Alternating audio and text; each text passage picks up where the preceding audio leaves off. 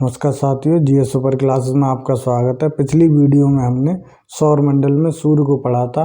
आज हम सौर मंडल में ग्रहों का अध्ययन करेंगे। चलिए करते हैं। सौर मंडल होता क्या है? तो सौर मंडल में एक सूर्य होता है।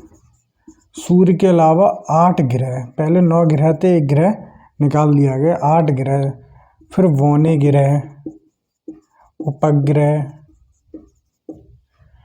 क्षुद्र ग्रह, धूमकेतु, उल्कापिंड, धूलकण,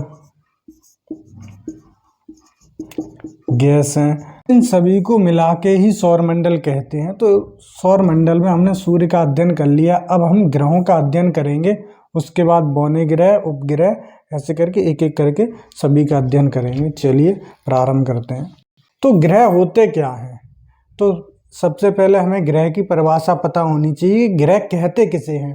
पहले आपको पता है कि 9 ग्रह थे, 9 ग्रह थे। लेकिन 2006 में क्या हुआ कि एक ग्रह को कम कर दिया गया। तो आज वर्तमान में कितने ग्रह रह गए? 8 ग्रह रह गए। 9वां ग्रह कम क्यों किया गया? उस सभी का जवाब इस वीडियो में मिल जाएगा आपको। तो देखो, ये सूर्य है और ये सूर्य से क्रमबद्ध दूरी के अनुसार ग्रह हैं। तो सूर्य से जो सबसे नजदीक ग्रह है उसे कहते हैं बुध। तो दूसरे नंबर पे आता है शुक्र, और तीसरे पे पृथ्वी, चौथे पे मंगल, ऐसे करके क्रमशः बृहस्पति, शनि, अरुण, वरुण। और जो 9वां ग्रह था प्लूटो, वो ये है क्यूपर बेल्ट। तो क्यूपर बेल्ट में स्थित था। ठीक, ये मंगल और बृहस्पति के बीच में एक क्षुद्र ग्रह पट्टी होती है। तो यहाँ पे छोटे छोटे क्षुद्र ग्रह होते हैं जो सूर्य के चक्कर लगाते हैं। आपसे पूछ लेता है एग्जामिनर कि क्षुद्र ग्रह कहाँ पाए जाते हैं? तो मंगल और बृहस्पति ग्रहों के बीच में पाए जाते हैं। ये क्या? ये क्यूपर बेल्ट है, यानी लगभग क्यूपर बेल्ट पर आकर हमारा सौरमंडल समाप्त हो जाता है। हम ये जान लेते हैं ग्रह कहते किसे हैं। तो ग्रह जो परिभाषा 2006 से पहले चला करती थी, वो परिभाषा थी ऐसा पिंड, पिंड यानी खगोलीय पिंड, जो सूर्य के चक्कर लगाता हो। ये 2006 से पहले की परिभाषा है। ऐसा खगोलीय पिंड जो सूर्य के चक्कर लगाता हो तथा उसमें अपना स्वयं का प्रकाश व ऊष्मा ना हो। तो ये पहले परिभाषा चला करती थी। तो इससे क्या, तो देखो सूर्य के चक्कर तो ये सभी 8 ग्रह लगा रहे हैं। जिस ग्रह को निकाल दिया गया, बौने ग्रह में रख दिया प्लूटो, ये भी सूर्य का चक्कर लगा रहा है। क्षुद्र ग्रह भी चक्कर लगा रहे हैं। तो क्या सभी ये ग्रह हो जाएंगे? तो एक समस्या हुई। प्लूटो की खोज हुई थी 1930 में, और किसने की थी? क्लाउड टोम्बा ने की थी। आपसे पूछ ले कि प्लूटो की खोज किसने की थी? तो 1930 में क्लाउड टोम्बा ने की थी। तो इसको एक ग्रह मान लिया गया था। प्लूटो को हिंदी में यम कहते हैं। तो यम भी हमारा ग्रह हुआ करता था, जो 9वें ग्रह था, सबसे बाद का ग्रह था। तो 2005 में क्या होता है कि क्यूपर बेल्ट के बाहर एक पिंड खोजा गया जिसको नाम दिया गया एरिस। जब एरिस नाम दिया गया इसको, एरिस का आकार प्लूटो से काफी बड़ा था। जब प्लूटो एरिस से छोटा है तो वैज्ञानिकों को एक समस्या हुई, क्या एरिस को भी ग्रह की श्रेणी में रखें या इसे और कुछ कहें? तो 2005 में खोज हुई किसकी? एरिस की, जो आज बौना ग्रह है। 2006 में एक मीटिंग होती है अंतर्राष्ट्रीय खगोलीय संघ की, IAU की। कहाँ पर होती है? प्राग में। और प्राग कहाँ है? चेक गणराज्य की राजधानी है प्राग। तो प्राग में होती है। कौन सी बैठक थी? ये पूछ लेता है। 26वीं बैठक थी। तो इसमें परिभाषा दी गई ग्रह की कि ऐसा पिंड जो सूर्य के चक्कर लगाता हो,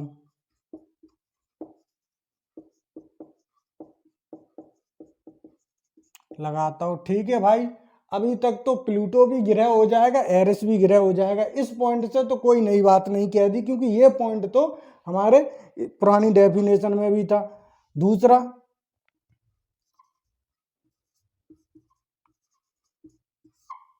जिसका आकार गोलाकार होने हेतु पर्याप्त द्रव्यमान हो। कहने का मतलब कि उसका आकार गोलाकार करने के लिए उस पिंड का पर्याप्त द्रव्यमान हो। तीसरा जो पॉइंट निकल के आया वो आया जिसकी कक्षा निश्चित हो, यानी जो निश्चित कक्षा में सूर्य के चक्कर लगाता हो। तो बस यहीं से प्लूटो को ग्रह की श्रेणी से निकाल दिया गया, क्योंकि सभी ग्रह हैं वो सूर्य की एक निश्चित कक्षा में चक्कर लगाते हैं। जैसे ये मान लिया ये हमारा सूर्य है, ये हमारी पृथ्वी को ले लेते हैं, तो पृथ्वी दीर्घ वृत्ताकार में चक्कर लगाती है, जबकि पृथ्वी लगाती है, इसके अलावा यानी जो भी ग्रह हैं, 8 ग्रह इसी श्रेणी में चक्कर लगाते हैं, दीर्घ वृत्ताकार कक्षा में चक्कर लगाते हैं। लेकिन प्लूटो क्या करता था, ये मान लिया सन है और प्लूटो ये है, ये क्या करता था, ये तो कभी ऐसे काट जाता था, कभी ऐसे आ जाता था, कभी ऐसे आ जाता। यानी कहने का मतलब है कि इसकी कक्षा निश्चित नहीं थी, और जब कक्षा निश्चित नहीं थी तो यही पॉइंट डेफिनेशन में डाल दिया गया कि भाई उसकी कक्षा निश्चित होनी चाहिए, उसे ग्रह कहेंगे। तो इस पॉइंट की वजह से प्लूटो को ग्रह की श्रेणी से निकालकर बौने ग्रह की श्रेणी में डाल दिया गया। निष्कर्ष निकल के आया कि 2006 के बाद प्लूटो को बौना ग्रह का दर्जा दिया गया, बौने ग्रह का दर्जा दिया गया, और इसी के साथ एरिस को भी रखा गया। जो प्लूटो 1930 से लेकर 2006 तक एक ग्रह कहलाता था, वो 2006 के बाद बौना ग्रह साबित हो गया, यानी बौने ग्रह का दर्जा दिया गया उसे, और प्लूटो के साथ ही एरिस को भी रखा गया। आज बौने ग्रहों की संख्या 5 है, वो जब बौने ग्रह पढ़ाएंगे तब बताएंगे आपको। और प्लूटो का नया नाम दिया गया 13, 43, 40। आपसे पूछ लेता है, ये क्वेश्चन काफी आता है कि प्लूटो का नया नाम क्या है, तो 13, 43, 40 है। ठीक, तो चलिए, ये हमने ग्रहों की परिभाषा पढ़ी कि ऐसा पिंड जो सूर्य का चक्कर लगाता हो, जिसका आकार गोलाकार होने हो, पर्याप्त द्रव्यमान हो, और उसकी कक्षा कैसी हो, निश्चित हो। ये 8 ग्रह हैं, बुध, शुक्र, पृथ्वी, मंगल, बृहस्पति, ये सभी एक निश्चित कक्षा में सूर्य के चक्कर लगाते हैं। जबकि प्लूटो था वो कभी कभी वरुण की कक्षा को काट दिया करता था, कभी अरुण की कक्षा को काट दिया करता था। तो इस कारण से उधर एक एरिस नाम का पिंड भी खोजा गया, तो समस्या हुई कि एरिस को भी ग्रह की श्रेणी में डाल दें। तो इस वजह से ये 2006 में 26वीं बैठक हुई थी अंतर्राष्ट्रीय खगोलीय संघ की, जिसमें प्लूटो को एक बौने ग्रह का दर्जा दिया गया और इसका नया नाम 13, 43, 40 रखा गया, और प्लूटो के साथ एरिस को भी रख दिया गया। आज वर्तमान में बौने ग्रहों की संख्या 5 है। अभी हमने ग्रहों की परिभाषा पढ़ी, अब हम पढ़ते हैं ग्रहों के प्रकार कि ग्रह कितने प्रकार के होते हैं। ग्रहों के प्रकार आपसे पूछ ले कि ग्रह कितने प्रकार के होते हैं, तो ग्रह के प्रकार हैं। पहले एक प्रकार आ जाता जिसे कहते हैं आंतरिक ग्रह, आंतरिक ग्रह, और इसे ही कहते हैं पार्थिव ग्रह। और दूसरी जो कैटेगरी बांटी गई है उसे कहते हैं जोवियन या गैसीय ग्रह। ठीक, जोवियन या गैसीय ग्रह। देखो, आंतरिक ग्रह या पार्थिव ग्रह किसे कहते हैं? आंतरिक ग्रह कहते हैं बुध, शुक्र, पृथ्वी और मंगल को। इसको कहते हैं आंतरिक ग्रह इस कारण से क्योंकि जो ये सूर्य के अधिक नजदीक हैं। अब पार्थिव ग्रह इस कारण से कहते हैं क्योंकि इन ग्रहों की जो भूपर्पटी है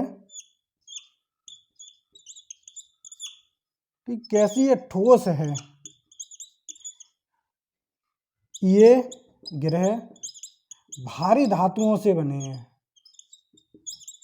जैसे आपने देखा हो पार्थिव ग्रहों में हमारी पृथ्वी भी आ जाती है, और पृथ्वी आपको पता है किससे बनी हुई है, सियाल सीमा निफे से, यानी पृथ्वी के क्रोड में निकेल है और आयरन है। तो आयरन और निकेल कैसी धातुएं होती हैं, ठोस धातुएं होती हैं। तो इसी कारण से इन्हें पार्थिव ग्रह कहते हैं क्योंकि इनकी भूपर्पटी या जिसको क्रस्ट कहते हैं वो ठोस है और ये भारी धातुओं से बने हुए हैं। आंतरिक ग्रह इसे कहते हैं क्योंकि ये सूर्य के अधिक नजदीक हैं और इनको वाह ग्रह भी कहते हैं, वाह ग्रह भी कहते हैं, वाह ग्रह या जेवियन या गैसी ग्रह। वाह ग्रह इस कारण से कहते हैं क्योंकि ये चारों ग्रह सूर्य से अधिक दूरी पर हैं, और गैसी ग्रह इस कारण से कहते हैं क्योंकि इनमें गैसें पाई जाती हैं। ये सभी ग्रह गैसों से ही बने हुए हैं, हालांकि धातुओं से तो बने हैं लेकिन गैसों की मात्रा अधिक है। तो ये वाले ग्रह कहलाएंगे आपके बृहस्पति, शनि, अरुण, वरुण, यानी क्षुद्र ग्रह पट्टी के दाहिने साइड के जो ग्रह हैं वो कहलाते हैं वाह्य ग्रह या जोवियन ग्रह या गैसी ग्रह, और क्षुद्र ग्रह पट्टी के लेफ्ट साइड के जो ग्रह हैं वो आंतरिक ग्रह या पार्थिव ग्रह कहलाते हैं। तो चलिए अब हम पढ़ते हैं कि ग्रहों की गति क्या है। ग्रह दो प्रकार की गति करते हैं। नंबर 1 घूर्णन गति, और दूसरी गति होती है कहलाती इसकी परिक्रमण गति। तो हम घूर्णन गति को समझते हैं। तो घूर्णन गति क्या होती है, अपने अक्ष पर होती है। ये कहाँ पर होगी, अक्ष पर होगी, अक्ष पर। और जबकि परिक्रमण गति होती है वो कक्षा में होगी। ठीक, तो अक्ष क्या होता है, जैसे किसी भी पिंड का जो केंद्रीय बिंदु होता है वो अक्ष कहलाता है। जैसे ये पेन है, इसका जो केंद्रीय बिंदु जो अपनी जगह पर ही घूमता रहता है गोल गोल, उसे बोलते हैं घूर्णन गति। ठीक, और जो परिक्रमण गति क्या होती है, जैसे हम किसी की परिक्रमा करते हैं, इसके चारों ओर घूमना, ये परिक्रमण कहलाती है। जैसे अगर हम इस पेन को ऐसे करके यहाँ पे ये पेन घूम रहा है तो ये हो रही है घूर्णन गति, और जब ये पेन इस प्रकार से घूम रहा है इस उंगली के तो ये हो रही है परिक्रमण गति। सभी ग्रह पश्चिम से पूर्व परिक्रमण करते हैं।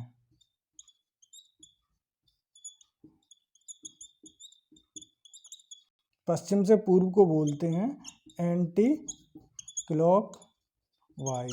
इसका मतलब होता है, अब ये कंफ्यूजन ना हो उसके लिए समझ लो कि एंटी क्लॉकवाइज या क्लॉकवाइज किसे कहते हैं। मान लिया ये घड़ी है, यानी इसका एंटी क्लॉकवाइज का मतलब है घड़ी की सुइयों के विपरीत। मान लिया यहाँ 12 बजते हैं, यहाँ पर 3, यहाँ 6 और यहाँ पर 9 बजते हैं। तो देखो सुइयाँ इस प्रकार से चलती हैं, सुइयाँ इस प्रकार से चलती हैं, जबकि एंटी क्लॉकवाइज ये हो गया क्लॉकवाइज, और ये हो गया, अगर ऐसे चलेंगे तो हो जाएगा एंटी क्लॉकवाइज, इस प्रकार से चलेंगी तो हो जाएगा क्लॉकवाइज, और जब इस प्रकार से चलेंगी तो एंटी क्लॉकवाइज। तो ये देखो ये सभी ग्रह हैं परिक्रमण किस गति से कर रहे हैं, इस वाली से कर रहे हैं, तो इस गति को हम क्या कहते हैं, एंटी क्लॉकवाइज। अब देखो सभी ग्रहों की जो परिक्रमण गति है वो कैसी है, एंटी क्लॉकवाइज है, यानी पश्चिम से पूर्व घूमते हैं। तो देखो सभी घूम रहे हैं पश्चिम से पूर्व। घूर्णन गति शुक्र और अरुण पूर्व से पश्चिम करते हैं, यानी पूर्व से पश्चिम करेंगे तो कैसी हो जाएगी, क्लॉकवाइज हो जाएगी। ठीक, तो यानी दो ग्रह हैं शुक्र और अरुण, कैसे घूमते हैं, क्लॉकवाइज, और बाकी शेष ग्रह शेष ग्रह पश्चिम से पूर्व घूर्णन करते हैं।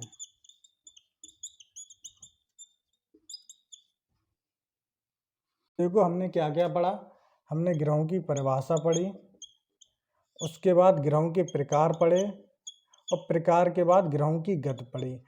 अब इसके अलावा ग्रहों से संबंधित जो तथ्य होते हैं वो हम पढ़ते हैं। चलिए, फैक्ट काफ़ी पूछे जाते हैं, तो सबसे पहले हम किस ग्रह के फैक्ट जानेंगे? बुध के, क्योंकि बुध हमारे सूर्य के अधिक नज़दीक है।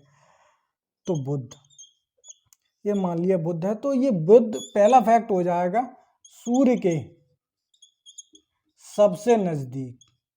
सूर्य के सबसे नज़दीक आपसे पूछ लेता है तो कौन सा हो जाएगा? बुध हो जाएगा। दूसरा आपसे पूछ ले कि सबसे छोटा ग्रह कौन सा है, तो सबसे छोटा ग्रह बुध हो जाएगा आपका। छोटा ग्रह बुध हो जाएगा। आपसे पूछ ले शुक्र के अलावा, देखो शुक्र तो है ही शाम का तारा, भोर का तारा, लेकिन जब शुक्र ऑप्शन ना दे तो वहां पर बुध हो जाएगा। तो शुक्र के अलावा भोर का तारा और शाम का तारा कहते हैं।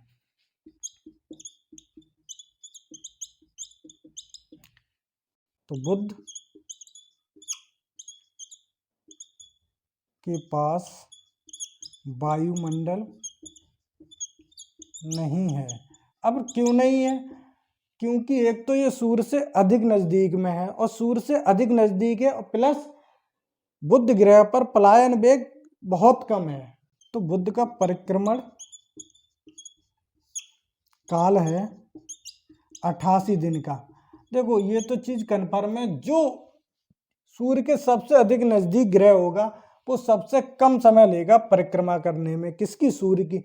जो सबसे अधिक होगा दूर वो ज़्यादा समय लेगा, क्योंकि आपको पता है अगर ये मान लिया सूर्य है तो ऐसे करके लगाएंगे चक्कर, तो जो दूर होगा उसका राउंड ज़्यादा होगा, उसको ज़्यादा दूरी तय करनी पड़ेगी। तो सबसे ज़्यादा समय कौन लेगा? वरुण लेगा। और सबसे कम कौन लेगा? जो सबसे अधिक नज़दीक होगा। सबसे अधिक नज़दीक कौन है? बुध है। तो परिक्रमण काल कितना है इसका? 88 दिन। अब एक और गति करता है हर ग्रह, जिसे कहते हैं घूर्णन। तो घूर्णन काल क्या है? यानी जो बुध है अपनी अक्ष पर कितने समय में घूम जाता है इस प्रकार से, तो वो घूमता है आपका 58.8 दिन में। ठीक।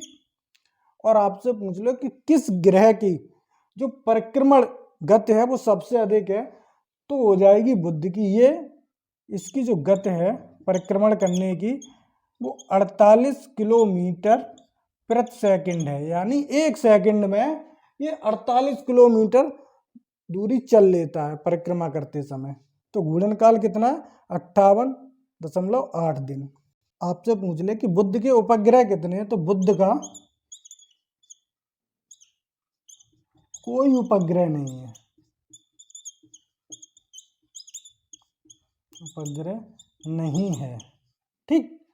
आपसे पूछ ले कि प्राचीन जो पुराने विद्वान हैं, प्राचीन विद्वान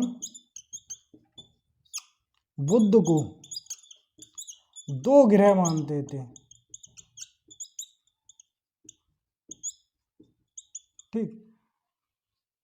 बुध का तापांतर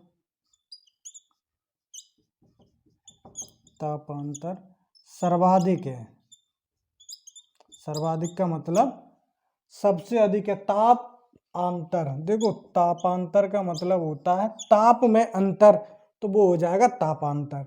यानी पृथ्वी पर कोई तापांतर पूछे आपसे तो क्या होगा? तो देखो आपको पता है कि पृथ्वी पर रात में 10 डिग्री हो जाता मान लिया, और दिन में हमारा 40 हो जाता। तो इनका तापांतर पूछे तो हम 40 में से 10 घटा देंगे तो कितना बचेगा? 30।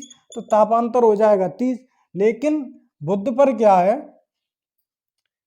वायुमंडल तो है नहीं। जब बुध पर वायुमंडल नहीं है तो बुध पर जो दिन है वो अधिक गर्म होते हैं और रातें अधिक ठंडी होती हैं। तो देखो रात में कितना हो जाता है बुध पर? टेम्परेचर -173 डिग्री सेल्सियस, और जबकि दिन में हो जाता है 427 डिग्री सेल्सियस। अब इनका अंतर, तो देखो हम क्या करते थे, इसमें से ये घटाते थे ज़्यादा वाले में से कम, तो ज़्यादा वाले में से कम घटाओगे तो माइनस से माइनस कैसा हो जाएगा, प्लस का हो जाएगा।